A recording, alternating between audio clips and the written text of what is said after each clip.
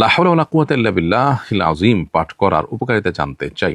লা হাওলা ওয়ালা কুওয়াতা ইল্লা বিল্লাহ এটুকু বাক্য সহিহ বুখারীর বর্ণনা অনুযায়ী এটিকে নবী করিম সাল্লাল্লাহু আলাইহি ওয়াসাল্লাম কানজুম মিন কুনুজিল জান্নাহ বলেছেন। জান্নাতের যে সমস্ত ভান্ডারসমূহ আছে এর মধ্যে থেকে একটা। অর্থাৎ এই দোয়া বা এই যে আল্লাহর একত্ববাদের বাক্য এটি পাঠ করার ফলে, এটি আল্লাহর উদ্দেশ্যে নিবেদন করার ফলে একটা লোক জান্নাতের ভান্ডারের অধিকারী হবে। অতএব এটি যত বেশি পাঠ করা যায়, এটি যত বেশি ধারণ করা যায়, তত বেশি আমরা জান্নাতের অধিকারী হওয়ার সম্ভাবনা বাড়বে এবং জান্নাতের নেয়ামতের পরিমাণ বাড়বে। বিশেষ করে অর্থ বুঝে এইটির প্রতি পরিপূর্ণ ইয়াকিন এবং বিশ্বাস ধারণ করা, লালন করা, এটা আরও বেশি গুরুত্বপূর্ণ।